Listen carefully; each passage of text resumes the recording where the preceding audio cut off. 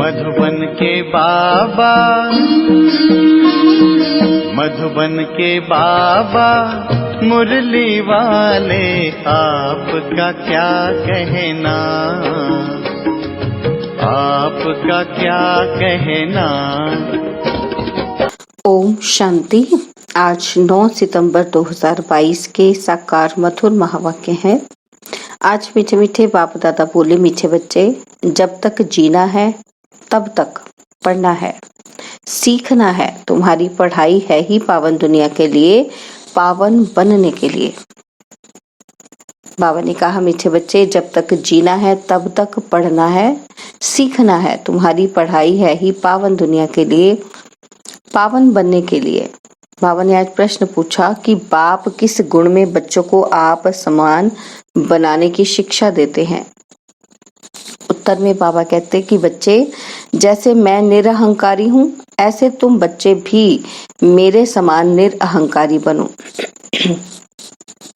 बाप ही तुम्हें पावन बनने की शिक्षा देते हैं। पावन बनने से ही बाप समान बनेंगे। और बाबा ने एक और प्रश्न पूछा कि जब बुद्धि अच्छी बनती है तो कौन से राज बुद्धि में स्वतः बैठ जाते हैं। और उत्तर में बाबा कहते कि मैं आत्मा क्या हूँ, मेरा बाप परमात्मा क्या है, उनका क्या पाठ है, आत्मा में कैसे अनादि पाठ भरा हुआ है जो बजाती ही रहती है। ये सब बातें अच्छी बुद्धि वाले ही समझ सकते हैं।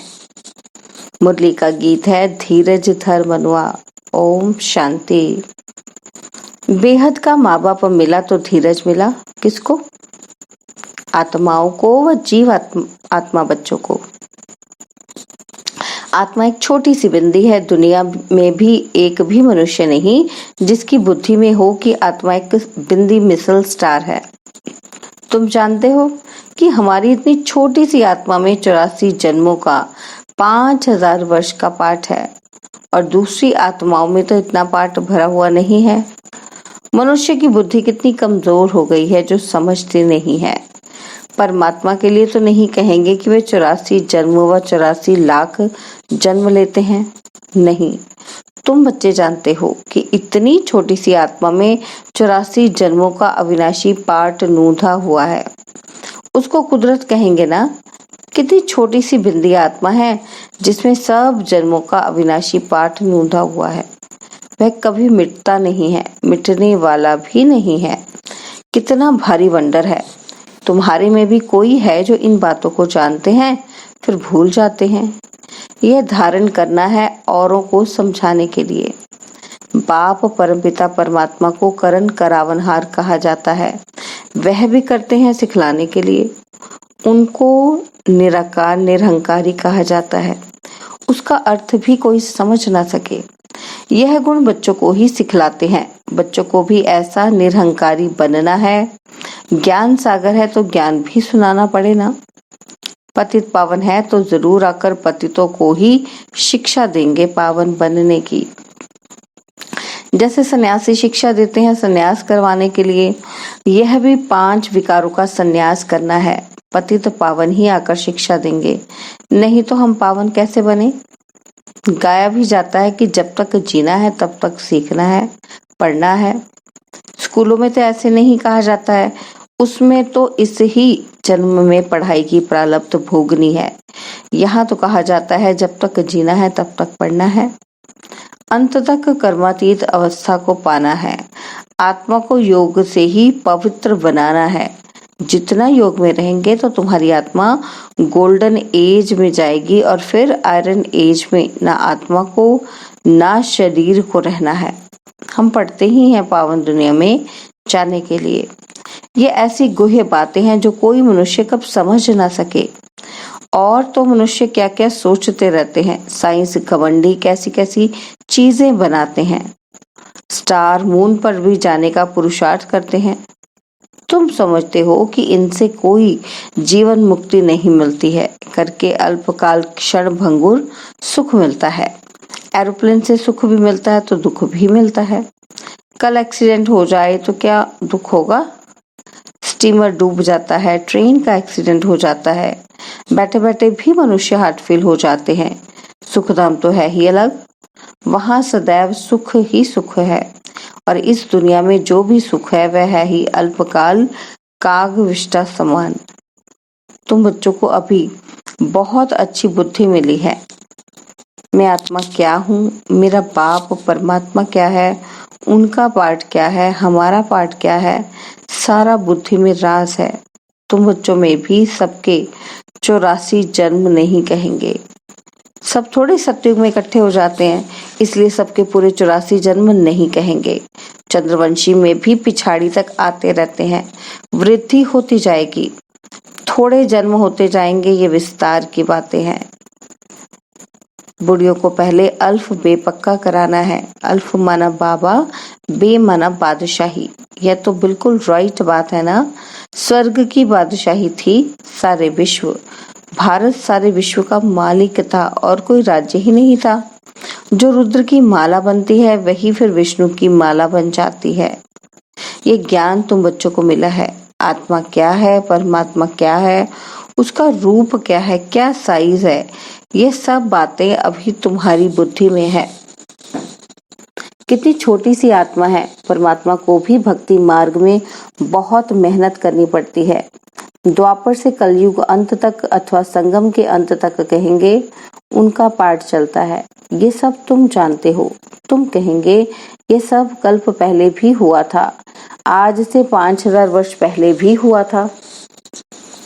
एक अखबार में रोज डालते हैं कि 100 वर्ष पहले क्या हुआ। 100 वर्ष की बात तो सहज है, अखबारों से झट निकल बताएंगे।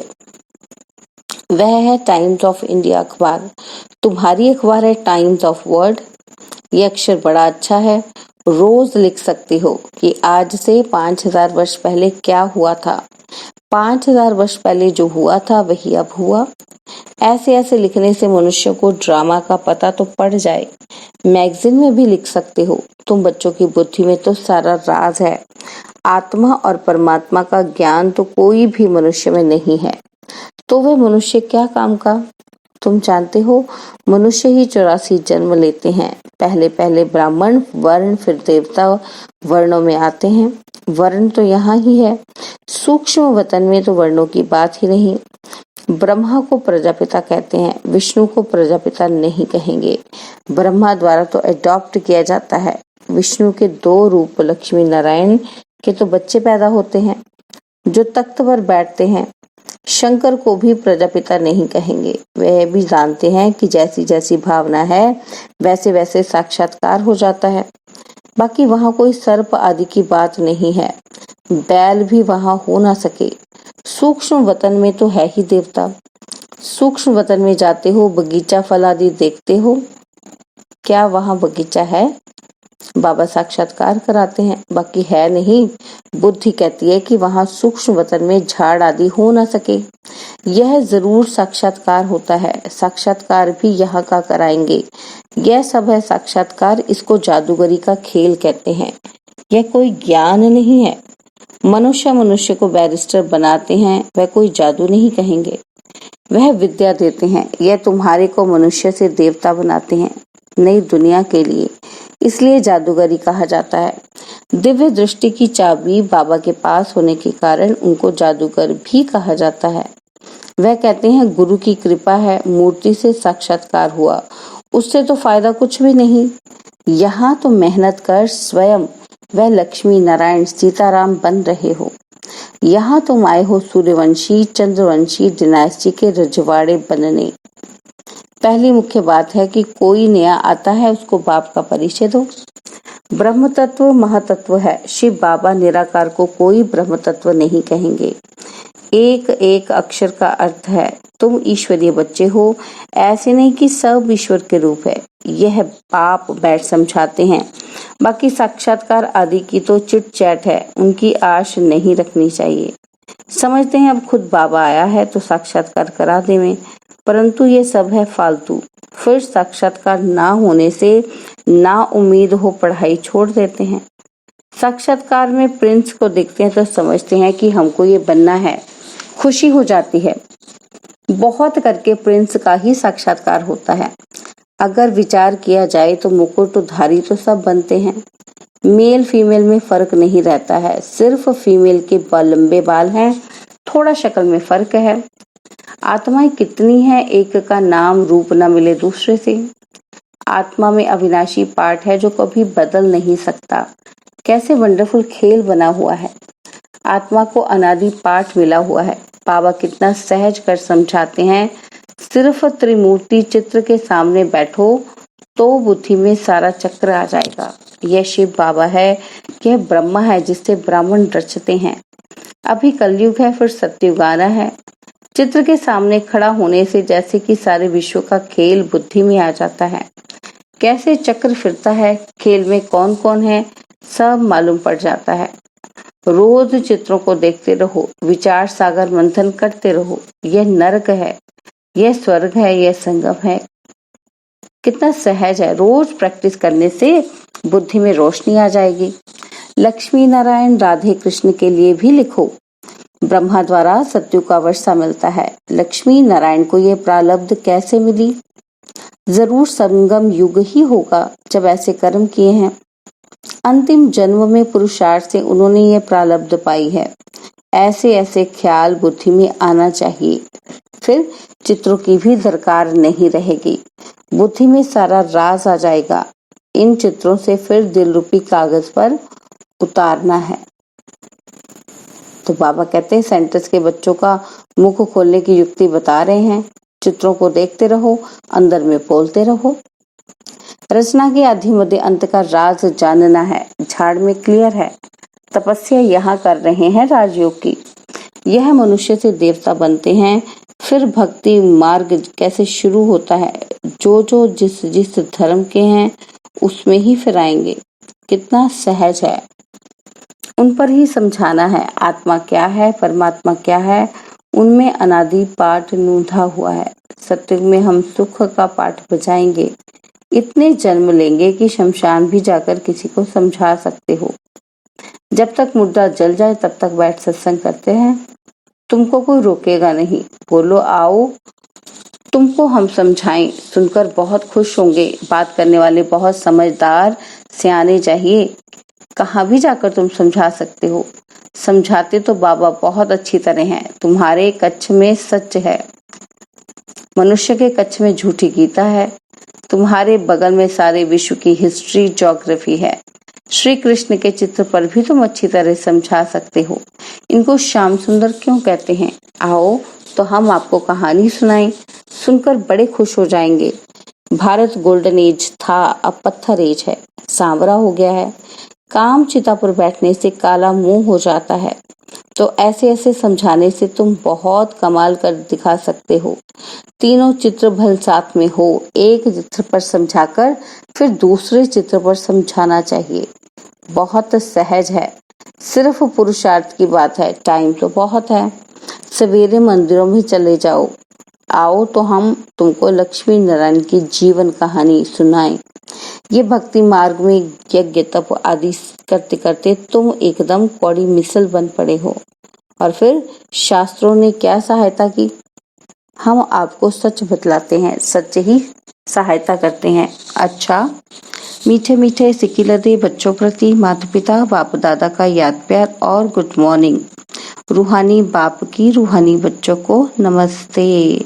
हम रूहानी बच्चों की रूहानी बाप दादाजी को दिलवा जान सिखवा प्रेम से नमस्ते।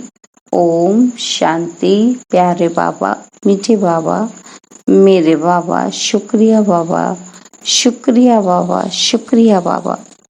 धारणा के लिए मुख्य सार है। पहला पॉइंट, पढ़ाई पर पूरा पूरा ध्यान देना है। बाकी साक्षात्कार आदि की आश नहीं रखनी है। ना उम्मीद बन पढ़ाई नहीं छोड़नी है। सेकंड पॉइंट है, चित्रों को देखते विचार सागर मंथन कर हर बात को दिल में उतारना है। राजयोग की तपस्या करनी है। बाबा ने वरदान दिया, अपने मस्तक पर सदा बाप की दुआओं का हाथ अनुभव करने वाले विघ्न विनाशक भव। अपने मस्तक पर सदा बाप की दुआओं का हाथ अनुभव करने वाले विघ्न विनाशक भव।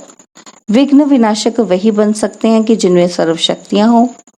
तो सदा ये नशा रखो कि मैं मास्टर सर्वशक्तिवान हूँ।